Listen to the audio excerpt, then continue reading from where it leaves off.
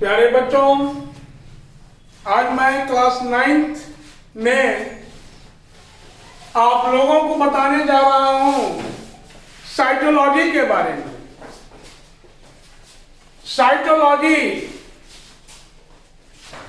तो हमें यह जानना होगा कि साइटोलॉजी क्या होता है।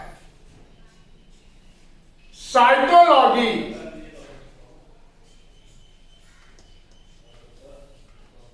किसे कहते हैं? तो बायोलॉजी की वह शाखा जिसके अंतर्गत, बायोलॉजी की वह ब्रांच जिसके अंतर्गत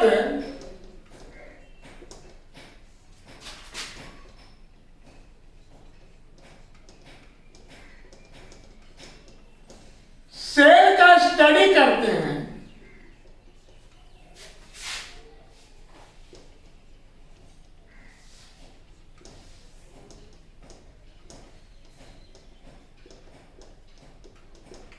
साइटोलॉजी कहलाता है। साइटोलॉजी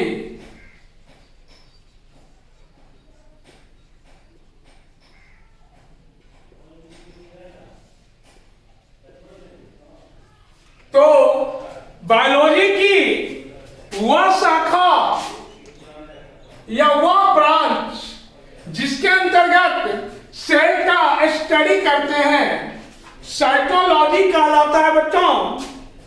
और ये साइटोलॉजी में सेल का स्टडी, स्टडी ऑफ सेल। तो जानो बच्चों, सेल क्या होता है। सेल को बॉडी का यूनिट ऑफ बॉडी, और किस तरह का यूनिट? तो structural unit, structural and functional unit, structural and functional unit of body.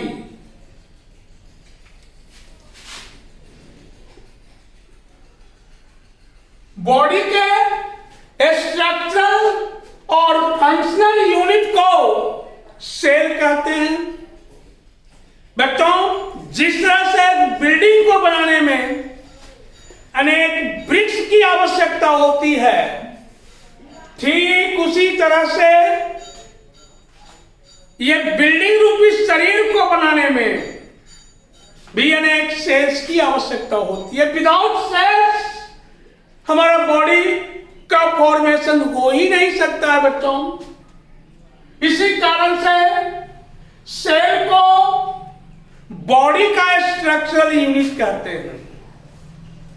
अब हमने यहां लिखा है कि cell is the functional unit.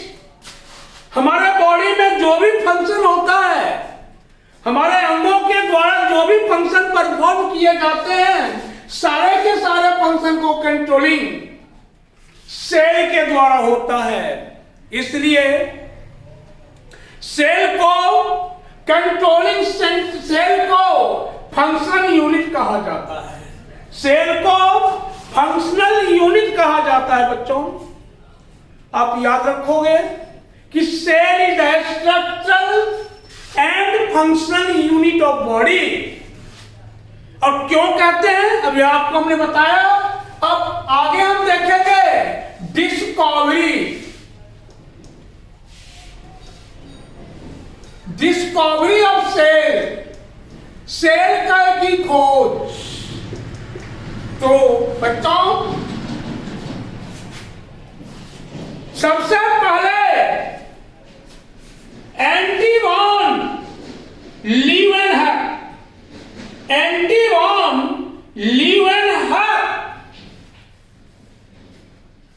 सबसे पहले एंटी वॉन लीवेनहॉक सबसे पहले एंटी वॉन लीवेनहॉक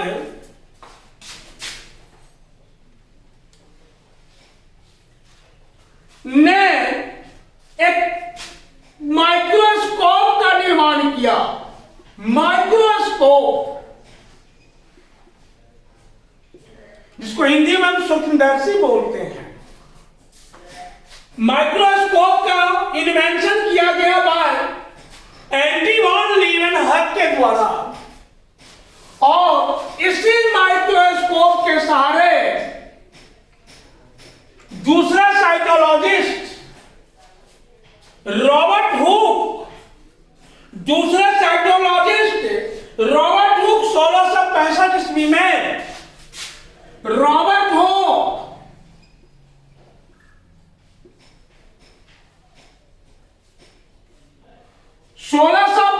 ईस्वी में सेल का डिस्कवर किया। That means first of all microscope का इन्वेंशन किया गया एंडी वॉन लीवेनहॉक के द्वारा। सेकेंड, जब माइक्रोस्कोप का इन्वेंशन हो गया तो रॉबर्ट हुक के द्वारा ये सेल की खोज की गई। हम कह सकते हैं कि रॉबर्ट हुक सर्वप्रथम सेल का इन्वेंशन किया, डिस्कवरी किया, खोज किया। ये रॉबर्ट हुक क्या किए, तो एक लकड़ी का कॉर्क लिए, लकड़ी का कॉर्क लिए और इस कॉर्क को माइक्रोस्कोप पर इसका स्लाइड बना के माइक्रोस्कोप पर देखा तो उसने पाया कि इस कॉर्क के अंदर डिफरेंट असंख्य छोटे छोटे चैम्बर्स हैं। इस कॉर्क के अंदर असंख्य छोटे छोटे चैम्बर्स हैं, जिस चैम्बर्स का नाम उन्होंने सेल रख दिया। यह सेल रखा, यह सेल। तो जिस तरह से हमारा बॉडी, जंतुओं का बॉडी सेल से निर्मित होता है, उसी तरह से प्लांट्स का भी बॉडी स्ट्रक्चर या बॉडी सेल से बनते हैं। इस प्रकार रॉबर्ट हुक के द्वारा सेल का डिस्कवरी किया गया। उसके बाद पुरकिंजे ने ये क्या बताया कि प्रत्येक सेल के अंदर पुरकिंजे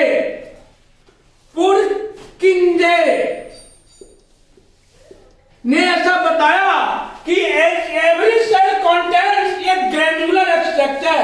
प्रत्येक सेल के अंदर ग्रैन्युलर स्ट्रक्चर पाए जाते हैं, जिस ग्रैन्युलर स्ट्रक्चर का नाम उन्होंने पुरकिंजे 1839 में यह क्लियर किया कि सेल के अंदर ग्रैन्युलर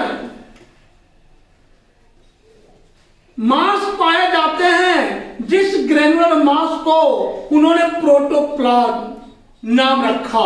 प्रोटोप्लाज्म या इसको हिंदी में हम बोलते हैं जीव द्रव्य। ये प्रोटोप्लाज्म सेल के अंदर ये ग्रैन्युलर पिंड या ग्रैन्युलर स्ट्रक्चर पाए जाते हैं, जिस ग्रैन्युलर स्ट्रक्चर का नाम ये क्या रखा गया, प्रोटोप्लाज्म। और यह प्रोटोप्लाज्म को ढूंढने के बाद, पाने के बाद एक जूलॉजिस्ट जिनका नाम है स्वान, जूलॉजिस्ट जिनका नाम है स्वान, उन्होंने कहा कि ये स्वान जूलॉजिस्ट, ये स्वान साहब, स्वान का कहना था कि प्रत्येक जंतुओं के शरीर का निर्माण जो है वह किससे होता है, तो कोशिकाओं से होता है। प्रत्येक जंतुओं के शरीर का निर्माण किससे होता है, कोशिकाओं से होता है। स्वान के बाद एक साइंटिस्ट है जो बॉटनिस्ट में जिनका महत्वपूर्ण भूमिका है, उनका नाम है स्लाइडेन। और ये स्लाइडेन साहब का कहना था कि प्लांट्स बॉडी भी असंख्य छोटे छोटे सेल से बने होते हैं। दोनों ये स्वान साहब और ये स्लाइडेन साहब दोनों ने मिलकर एक थ्योरी की घोषणा की, जिस थ्योरी का नाम था सेल थ्योरी। सेल थ्योरी को प्रोपाउंडेड किसने किया? स्लाइडेन और स्वान। और ये थ्योरी के मुताबिक, ये सेल थ्योरी के मुताबिक एवरी ऑर्गेनिज्म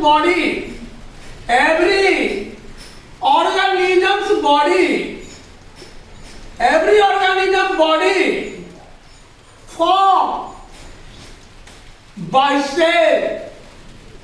प्रत्येक जंतुओं का शरीर जो है वह कोशिकाओं से बना होता है। यह सेल थ्योरी जो कि स्लाइडेन और स्वान के द्वारा प्रतिपादित किया गया था। और ये दोनों साइंटिस्ट जर्मन के थे, जर्मन के।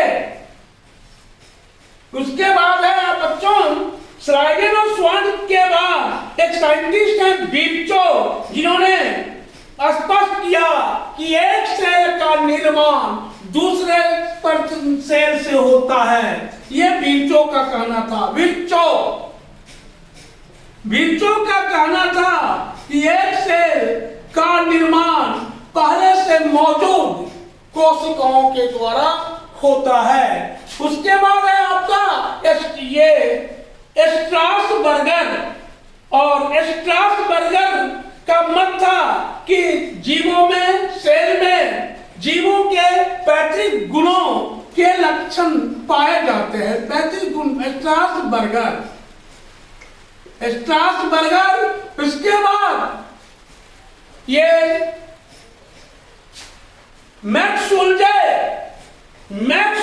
का कहना था कि इस सेल प्रोटोप्लाज्म का एक पिंड है। सेल मैक्स सुल्जे का कहना था कि सेल प्रोटोप्लाज्म का एक पिंड है। सेल प्रोटोप्लाज्म का एक पिंड है, ऐसा मैक्स सुल्जे ने कहा था। और लास्ट में ये TH Huxley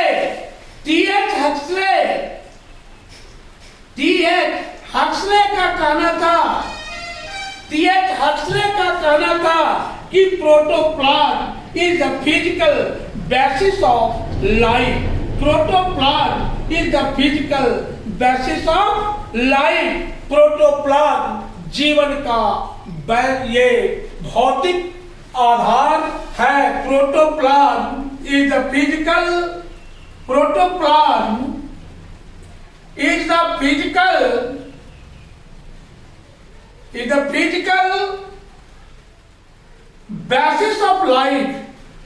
basis of life।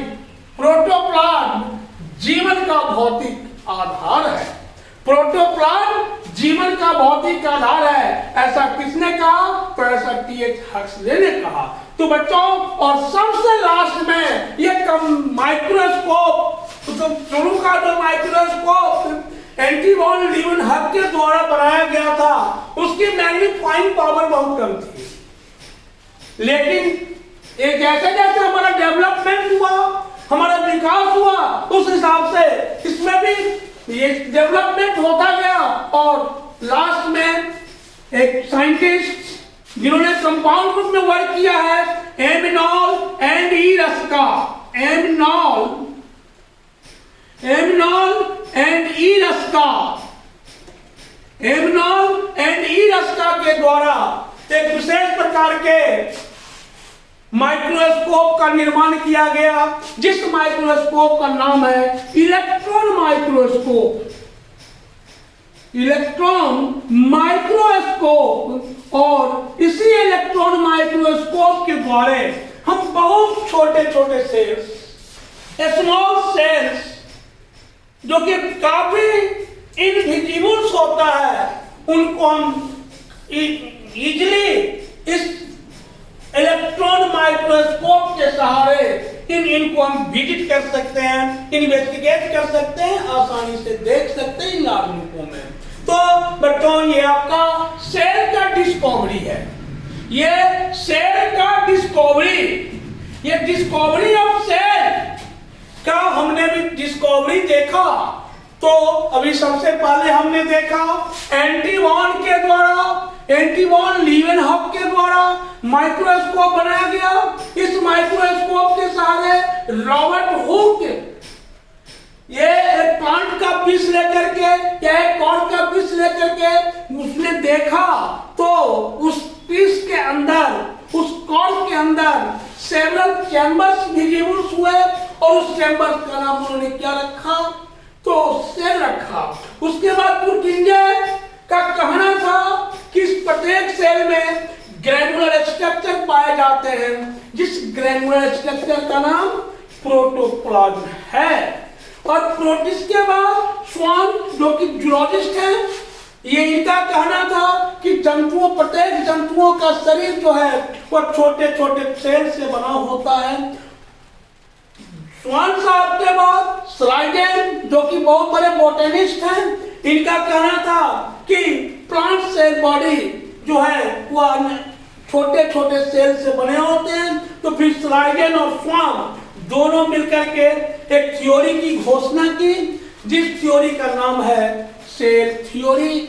और इस सेल थ्योरी के मुताबिक जंतु, प्रत्येक जंतुओं का शरीर जो है वह छोटी छोटी कोशिकाओं से बना होता है। उसके बाद है विर्चो का कहना था कि सेल्स में एक पिंड होता है, जिस पिंड का नाम है प्रोटोप्लाज्म। और हक्सले साहब ने कह दिया कि protoplasm is the physical basis of life. और Strasburger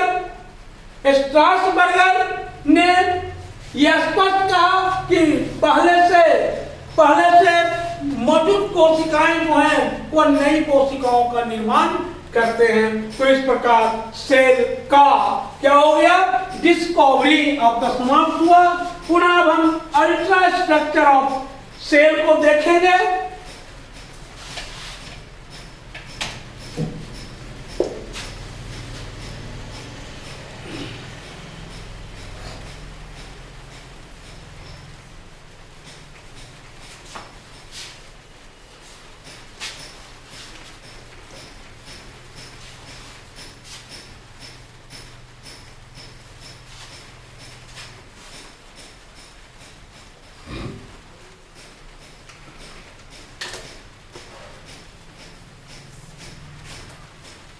ultra structure of cell माने सेल की स्टडी को हम तीन तरह से कर सकते हैं। अल्ट्रा स्ट्रक्चर ऑफ सेल्स,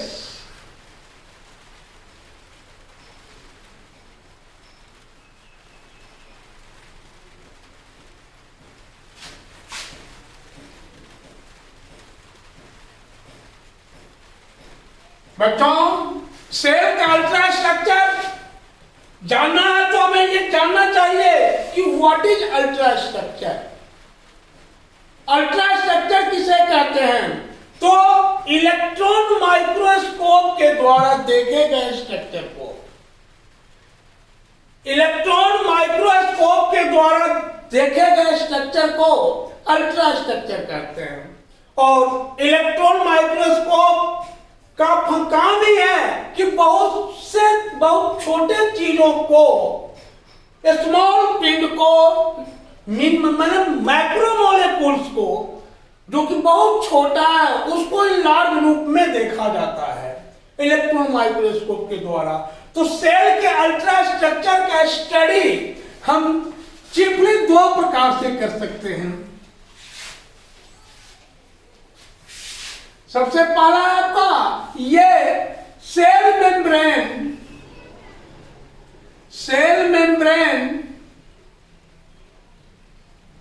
या सेल वॉल। सेल मेम्ब्रेन या सेल वॉल, इसका सेल मेम्ब्रेन का और नाम है plasma membrane. Plasma membrane, plasma membrane. उसके बाद आपका ये प्रोटोप्लाज्म, हिंदी में जीव जगत, जिसका इन्वेंशन पुरकिंजे साहब ने किया था, और फिर प्रोटोप्लाज्म, ये दो भागों में डिवाइड होते हैं।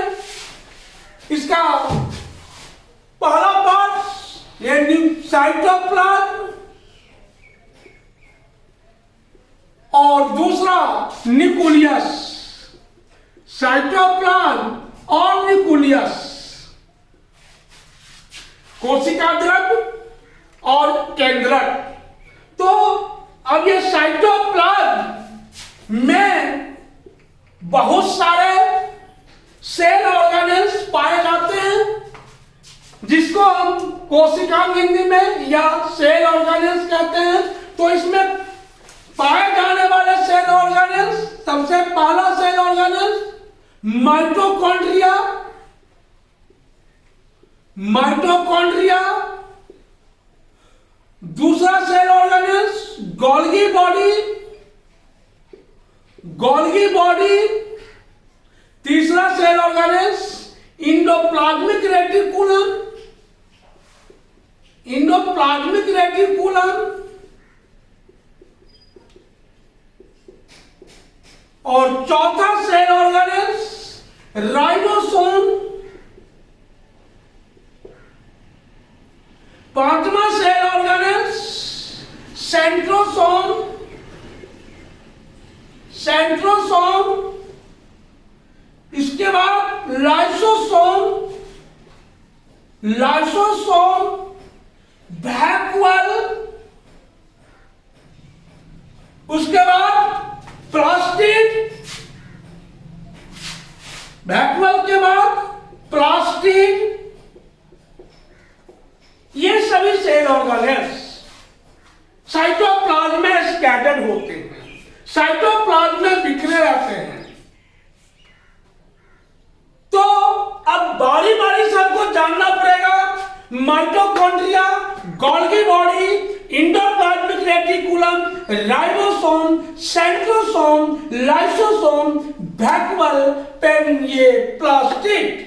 और बच्चों एक चीज आप जान लें कि यहां इंडोप्लाज्मिक रेटिकुलम के दो parts, granular, granular ER short में इसको बोलेंगे, इंडोप्लाज्मिक रेटिकुलम को शॉर्ट में ईआर भी हम बोल सकते हैं, और रफ ईआर या smooth ER. Smooth ER, smooth ER और ये ग्रैनुलर ईआर। तो अब हम फिर अब इसका पहला पार्ट जो है सेल का, ये अल्ट्रा स्ट्रक्चर में सेल मेम्ब्रेन या प्लाज्मा मेम्ब्रेन। तो सेल का सबसे पहला बाउंड्री, ये सेल के चारों तरफ के बाउंड्री को, घेरा को हम सेल मेम्ब्रेन कहते हैं।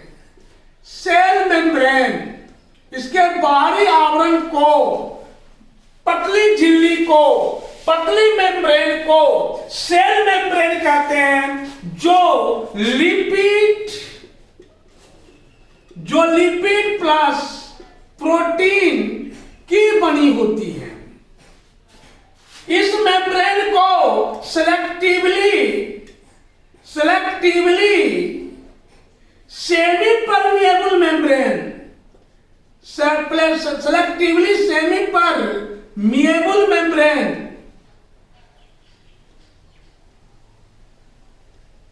भी कहते हैं। और इसको हम सेलेक्टिवली सेमी परमिएबल मेम्ब्रेन क्यों कहते हैं? इसलिए कि आवश्यक पदार्थों को सेल के अंदर एंट्री करने देता है, प्रवेश करने देता है, और अनावश्यक या अनयूजुअल मटेरियल को ऑलवेज सेल से रिलीज करता है। इसलिए इस मेम्ब्रेन को सेलेक्टिवली सेमी परमिएबल मेम्ब्रेन कहते हैं। और आप ऐसा कह सकते हैं कि ये सेल मेम्ब्रेन जो है, ये सेल का गार्ड है, सुरक्षा का कवच है। ये गार्ड मेम्ब्रेन, ये गार्डिंग का काम, माने अनयूजुअल चीजों से या आउटर स्ट्रोक से सेल की रक्षा करता है, प्रोटेक्ट करता है। इसलिए इसको कहते हैं सेल का गार्ड। और अभी हमने देखा कि सेल का सबसे बाहरी मेम्ब्रेन, जो कि काफी इलास्टिक मेम्ब्रेन होता है, लचीला होता है, डेलिकेट होता है, उस मेम्ब्रेन को हम सेल मेम्ब्रेन कहते हैं। और ये लिपिड और प्रोटीन के बने होते हैं। अगर हम लिपिड प्रोटीन को लिखेंगे कंबाइंड फॉर्म में तो लाइपोप्रोटीन भी लिख सकते हैं। लाइपोप्रोटीन माने जिसमें लिपिड और प्रोटीन दोनों हो। तो लिपिड आप समझते हैं फैट होता है, लिपिड फैट है, और प्रोटीन ऑर्गेनिक कंपाउंड है, कार्बनिक यौगिक है। तो लिपिड का मतलब ही है कि हीट प्रदान करना, और प्रोटीन का मतलब ही है कि बिल्डर बनाना, बॉडी बिल्डर, ये सेल का ग्रोथ करना, सेल का वृद्धि करना, ये प्रोटीन का फंक्शन होता है। तो अभी हमने देखा कि सेल मेम्ब्रेन जो है वह सेलेक्टिवली सेमी परमिएबल मेम्ब्रेन कहलाता है। और ये सेलेक्टिवली सेमी परमिएबल मेम्ब्रेन क्यों कहलाता है? क्योंकि ये सेल के अंदर आवश्यक चीजों को प्रवेश करने देता है और अनयूजुअल चीजों को सेल से आउट करता है। तो बच्चों, आपका ये सेल मेम्ब्रेन हो गया। अब साइटोप्लाज्म, जो कि सेल मेम्ब्रेन के नीचे, ये सेल मेम्ब्रेन के नीचे वाले पार्ट्स को, ये लिक्विड को, तरल पदार्थ को हम साइटोप्लाज्म बोलते हैं। साइटोप्लाज्म, ये साइटोप्लाज्म, और ये साइटोप्लाज्म में डिफरेंट टाइप्स के सेल ऑर्गेनेल्स, कोशिकाएं पाए जाते हैं। जो ये mitochondria, Golgi body, endoplasmic reticulum, इसका दो पार्ट, ग्रेनुलर एंडोप्लाज्मिक रेटिकुलम और smooth endoplasmic reticulum, ribosome, centrosome, lysosome, vacuole plastid कहलाता है। तो बच्चों, इन सबों को सम्मिलित रूप में हम सेल ऑर्गेनेल्स कहते हैं। अब बारी बारी फिर हम इस पर चर्चा करेंगे। तो जान लो, ये mitochondria, mitochondria is power house of cell. Mitochondria is power house of cell. Mitochondria को पावर हाउस ऑफ सेल क्यों कहते हैं? इसलिए कहते हैं कि ये माइटोकॉन्ड्रिया हमारे अवशोषित भोज्य पदार्थ को ऑक्सीडाइज करता है, और अवशोषित भोज्य पदार्थ को ऑक्सीडाइज करके एनर्जी का फॉर्मेशन करता है, जो एनर्जी की हमारे बॉडी में एटीपी के रूप में स्टोर होता है। इसलिए माइटोकॉन्ड्रिया को power house of the cell कहा जाता है। इसके बाद है बच्चों गोल्गी बॉडी। ये गोल्गी बॉडी भी सेल ऑर्गेनेल्स है। इसके तीन पार्ट्स होते हैं। गोल्गी बॉडी के तीन पार्ट, पहला है इसका पार्ट वैक्यूल, इसका दूसरा पार्ट है सिस्टर्नी, और इसका तीसरा पार्ट है पेडाइकल। ये थ्री पार्ट्स, गोल्गी बॉडी के थ्री पार्ट्स, वैक्यूल, सिस्टर्नी और पेडाइकल। और बच्चों, ये गोल्गी बॉडी सेल सेक्रीशन का फंक्शन करता है। गोल्गी बॉडी सेल सेक्रीशन का फंक्शन करता है। इसके बाद ये गोल्गी बॉडी सेल प्लेट्स का भी निर्माण करता है। तीसरा आपका बच्चों एंडोप्लाज्मिक रेटिकुलम, ये नेट लाइक स्ट्रक्चर, जो कि न्यूक्लियस से लेकर ये बीच में प्रत्येक सेल के मध्य में एक राउंडेड स्ट्रक्चर होता है, जिस राउंडेड स्ट्रक्चर को हम न्यूक्लियस कहते हैं। तो न्यूक्लियस, इसका आविष्कार रॉबर्ट ब्राउन ने किया था। आगे हम पढ़ाएंगे आपको न्यूक्लियस पर। तो ये सेल साइटोप्लाज्म में ये नेट लाइक स्ट्रक्चर जो होते हैं, इस नेट लाइक स्ट्रक्चर को हम गोल्गी बॉडी कहते हैं। और ये गोल्गी बॉडी क्या करते हैं? ये नेट लाइक स्ट्रक्चर जो है ये एंडोप्लाज्मिक रेटिकुलम कहलाते हैं, या शॉर्ट में ईआर कहलाते हैं। और ये न्यूक्लियर इनवेलप का निर्माण करते हैं। न्यूक्लियर इनवेलप का फॉर्मेशन करते हैं।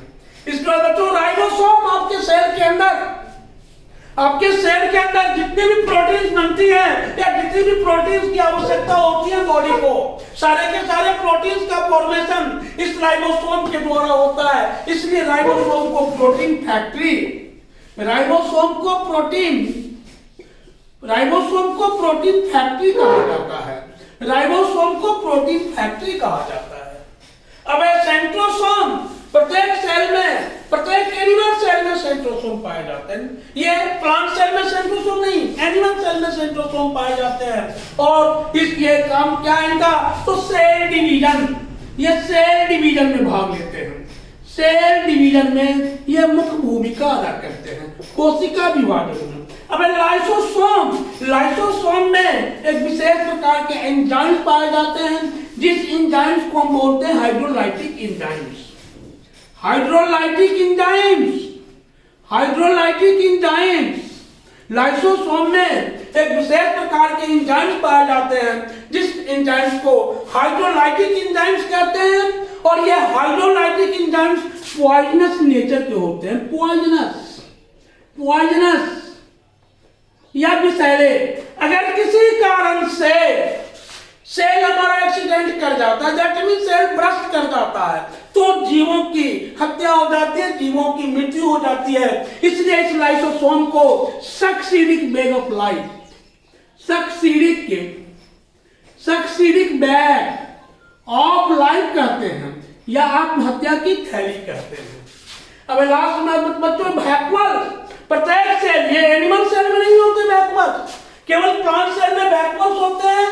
और ये बैकवर्ड जो है ये ओवल या राउंडेड या एक सेपरेट स्ट्रक्चर्स हैं।